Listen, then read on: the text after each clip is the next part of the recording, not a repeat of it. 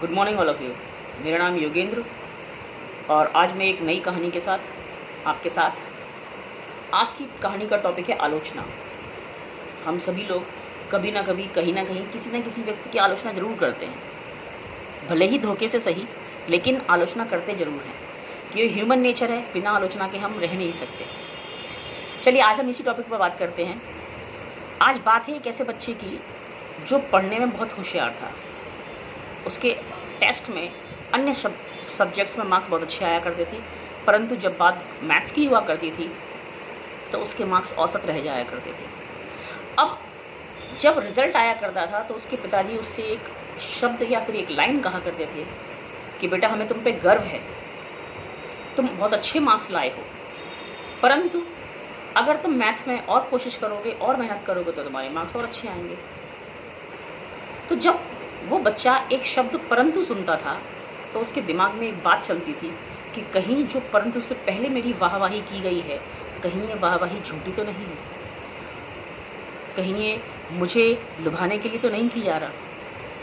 तो बच्चे का ये सिलसिला लगातार चलता रहा और ये शब्द, ये कथन जो उसके पिताजी के थे वो लगातार चलते रहे और बात वही होती रही कि अन्य सब्जेक्ट्स में मार्क्स अच्छे आते रहे परंतु गणित में मार्क्स कम आते रहे। पिता ने सोचा ऐसा क्या गलत कर रहा हूँ, ऐसी क्या गलती हो रही है जिस कारण मेरे बेटे के मैथ्स में मार्क्स कम आ रहे हैं या बाकी सब सब्जेक्ट्स में मार्क्स अच्छे आ रहे हैं। ऐसा तो है नहीं कि वो पढ़ता नहीं है, पढ़ता है, फिर भी क्यों हो रहा है ऐसा। तो उसके पिता ने गौर किया कि जब भी मैं रिजल्ट आता हूँ तो मैं ये सेंटेंस बोलता हूँ, आज इस सेंटेंस को चेंज करता हूँ और एक शब्द जो मैंने परंतु इस्तेमाल किया उसकी जगह और इस्तेमाल करता हूँ।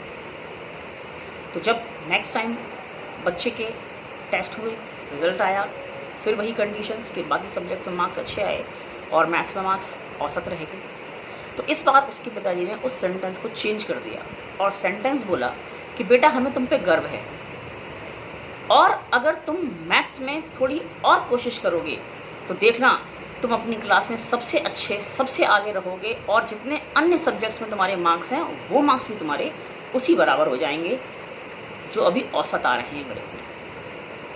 और इस एक शब्द के परिवर्तन से उस बच्चे के मानसिक स्थिति पर इतना गहरा प्रभाव पड़ा कि उस बच्चे ने और मेहनत करना स्टार्ट कर दी और जो उसकी कमियां थी उन कमियों को दूर किया और दूर करने पर उसके मार्क्स अगले टेस्ट में उन्हीं सब्जेक्ट्स के बराबर आए, मैथ्स में भी, जितने कि अन्य सब्जेक्ट्स में आया करते थे और बच्चे ने क्लास में टॉप किया। तो मैं इस कहानी के माध्यम से कहना सिर्फ इतना ही चाहता हूँ कि हमें अगर किसी व्यक्ति की आलोचना करनी भी है तो उसकी आलोचना इस प्रकार करें कि उस व्यक्ति को बुरा ना लगे, वो व्यक्ति आपसे ईर्ष्या ना करे, वो व्यक्ति आपसे लड़ाई ना करे, सिर्फ इस कारण से कि हम उसे गलत समझते हैं या मान लो हम उसे नीचा दिखाना चाहते हैं या मान लो हम उसकी बुराई करना चाहते हैं, उसकी आलोचना ना की जाए। आलोचना इस प्रकार की जाए कि सामने वाले व्यक्ति को आपसे कोई कठिनाई ना हो। इसी के साथ थैंक यू।